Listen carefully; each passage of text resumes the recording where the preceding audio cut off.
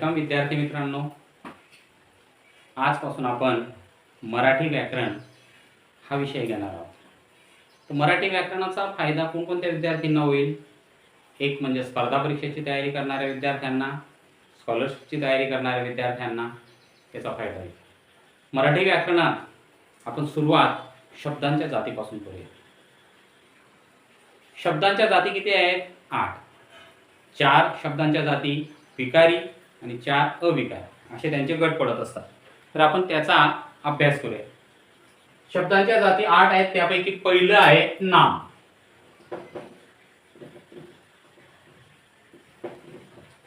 नाम नाम म्हणजे काय? एखाद्या वस्तूला किंवा एखाद्या व्यक्तीला ठेवलेलं काल्पनिक वस्तूला किंवा एखाद्या वस्तूला ठेवलेलं नाव म्हणजे नाम.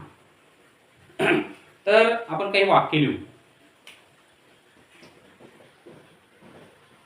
मी आंबा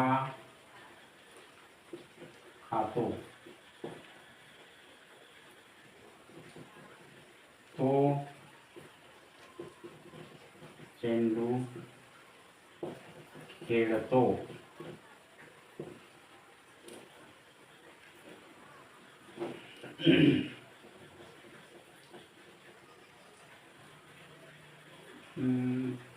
सुरेश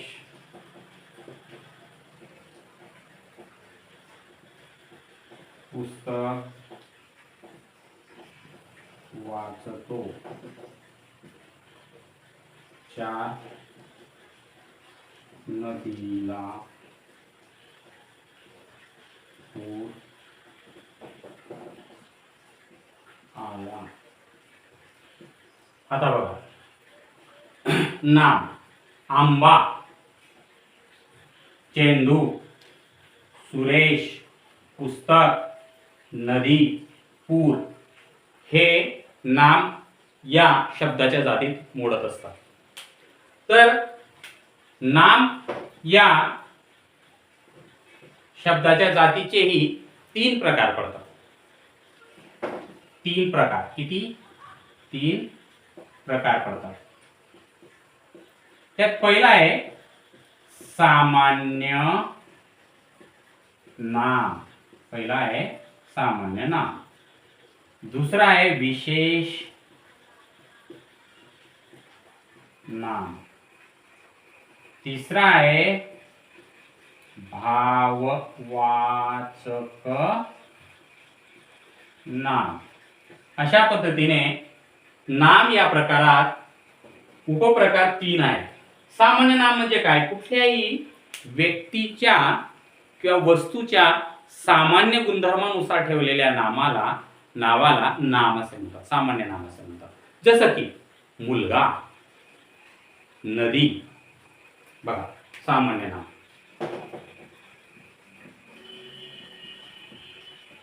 सामान्य नाम. सामान्य गुणधर्म जसं की मुलगा. विशिष्ट मुलगा का? नाही, मुलगा. मग तो मुलगा कुठलाही असू शकतो. मग तो नयन असू शकतो, तो स्वामी असू शकतो, तो गुरु असू शकतो. म्हणजे सामान्य मुलगा त्याच्या विशिष्ट गुणधर्मावरून, त्याच्या विशिष्ट जातीवरून. पुढचं मुलगा झालं, नदी झालं, पर्वत. पर्वत म्हणजे आपण एखादा विशिष्ट पर्वत बोलतोय का? नाही, पर्वत सगळ्या प्रकारचे पर्वत आले त्याच्यात. असं नदी, सगळ्या प्रकारच्या नद्या आल्या. म्हणजे हे जे आहे हे सामान्य गुणधर्म दाखवतं. नदी, मुलगा, पर्वत, डोंगर, दरी, दगड असे जे काही आहे ते सामान्य नामात मोडत असतात. आपण आता पुढचं पाहू, विशेष नाम.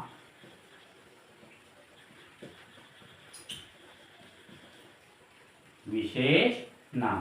विशेष नाम म्हणजे काय? विशिष्ट नाव दिलेलं असतं. ते फक्त एका व्यक्तीचं किंवा एका वस्तूचं नाव असतं.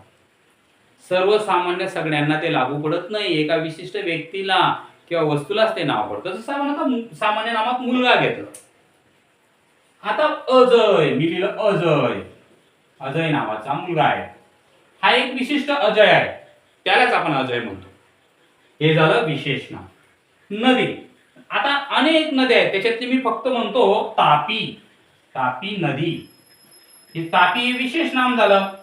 नर्मदा, नर्मदा नावाची नदी.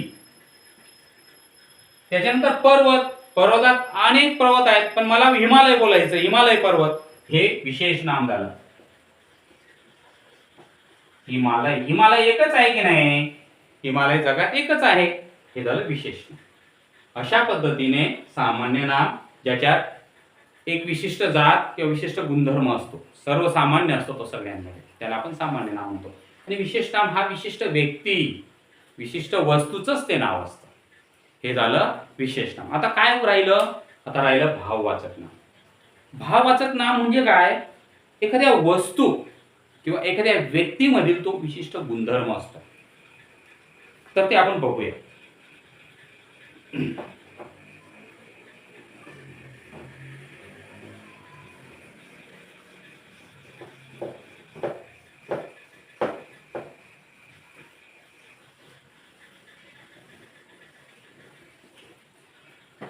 विशेष नाम, भाववाचक नाम. भाववाचक नाम. भाववाचक नाम म्हणजे काय? एखाद्या व्यक्ती किंवा वस्तू मधील विशिष्ट तो गुणधर्म असतो.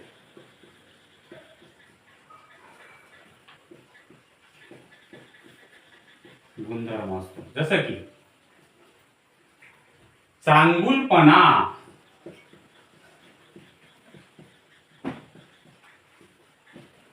सौंदर्य,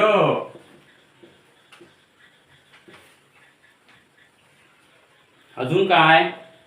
चांगुलपणा, सौंदर्य, धैर्य, कीर्ती,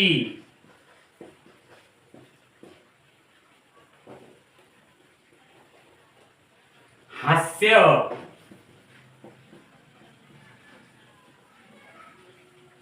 अशा प्रकारचे जे शब्द असतात ज्याच्यामध्ये एखाद्या व्यक्तीचा किंवा एखाद्या वस्तूमधील विशिष्ट गुणधर्म, विशिष्ट भाव व्यक्त केलेला असतो. आता एखाद्या माणसामधील चांगलेपणा जो असतो, चांगले गुण असतात, त्याला चांगुलपणा म्हणतात. त्याच्यातला तो गुण दाखवलेला आहे. सौंदर्य, एक अशी सौंदर्य, एखाद्या व्यक्तीतलं सौंदर्य, एखाद्या वस्तूतलं सौंदर्य. धैर्य, एखाद्या व्यक्तीमध्ये काय गुण असतो? धैर्य असतं त्याच्यामध्ये. कुठल्याही प्रसंगाला सामोरे जायची ज्याच्यात क्षमता असते, त्याला त्या गुणधर्माला धैर्य म्हणतात. मग ते कशात मोडतं? भाववाचक नामात मोडतं. त्याच्यानंतर कीर्ती, एखाद्या व्यक्ती त्याच्या गुणांमुळे, त्याच्या विशिष्ट प्रयत्नांमुळे चांगली प्रगती साधतो, त्याचं नाव कीर्तीला जातं, सगळीकडे पसरतं. तो त्याच्यातला गुणधर्म आहे, त्याला भाववाचक नाम. कीर्ती हा शब्द भाववाचक नाम. हास्य, एखाद्या व्यक्तीचं हास्य इतकं छान असतं, म्हणजे त्याच्यातला तो विशिष्ट गुणधर्म आहे की नाही, म्हणून ते पण भाववाचक नाव. अशा प्रकारचे जे शब्द आहेत, जे विशिष्ट व्यक्ती किंवा वस्तूतले गुणधर्म दाखवतात, त्याच्यातली विशिष्ट जात दाखवतात व्यक्तीमधली वगैरे, त्याला भाववाचक नाम असे म्हणतात. अशा पद्धतीने शब्दांच्या जातीमध्ये आपण नाम या पहिल्या जातीचे 3 प्रकार बघितले. पहिलं बघितलं सामान्य नाम, ज्यात सर्व सामान्य गोष्टींचा समावेश होतो. त्याच्यानंतर विशेष नाम पाहिलं, जो की विशिष्ट व्यक्ती किंवा वस्तूचंच नाव असतं. आणि त्याच्यानंतर पाहिलं आपण भाववाचक नाम. भाववाचक नाम म्हणजे काय? एखाद्या व्यक्ती किंवा वस्तूमध्ये तो विशिष्ट गुणधर्म असतो, हे झालं भाववाचक नाम. अशा पद्धतीने आपण नाम या शब्दाच्या जातीचा अभ्यास केला. नामाचे आपण 3 प्रकार पाहिले. एक सामान्य नाम, दुसरं विशेष नाम आणि तिसरं होतं भाववाचक नाम. आता भाववाचक नाम म्हणजे काय? तर तो एखाद्या व्यक्ती किंवा वस्तूमधील जो विशिष्ट गुणधर्म असतो किंवा विशिष्ट गुण असतो, त्याला आपण भाववाचक नाम म्हणतो. तर ती नामे कशी तयार होतात बरं, ते आपण थोडक्यात बघूया. तर शब्दांना असे विशिष्ट प्रत्यय लागून ही जी नामे तयार होतात, तर ती आपण बघूया. जसं की य प्रत्यय, आई प्रत्यय, प प्रत्यय, ई, ता, वा, पण किंवा पणा असे प्रत्यय लागून अशी भाववाचक नामे तयार होत असतात. जसं की य प्रत्यय लागलेला आहे, शूर, शौर्य, सुंदर सौंदर्य, धीर धैर्य, नवल नवलला आई प्रत्यय लागला, नवलाई, महागाई, अशा प्रकारे आई आई प्रत्यय लागून तयार होणारी जी नामे असतात त्यांना भाववाचक नामे म्हणतात. त्व प्रत्यय लागून मनुष्य, मनुष्यत्व, मित्र, मित्रत्व. आता ई प्रत्यय लागून गरीब, गरिबी, श्रीमंती, असे ई प्रत्यय लागून तयार झालेली जी नामे असतात त्यांना भाववाचक नामे म्हणतात.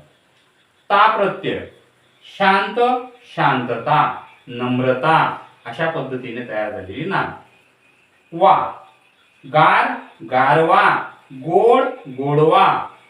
पण आणि पणा प्रत्यय लागून मोठे, मोठेपणा, शहाणपण, शहाणपणा, असं अशा पद्धतीने ही प्रत्यय लागून भाववाचक नामे तयार करता येतात.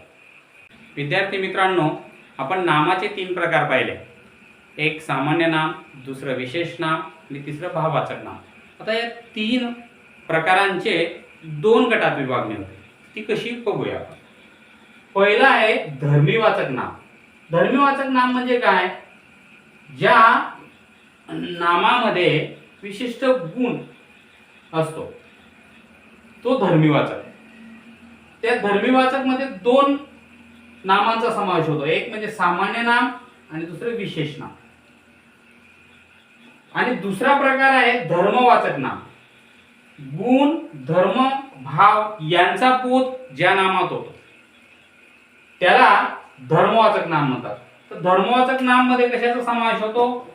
तर त्यात होतो भाववाचक नामाचा.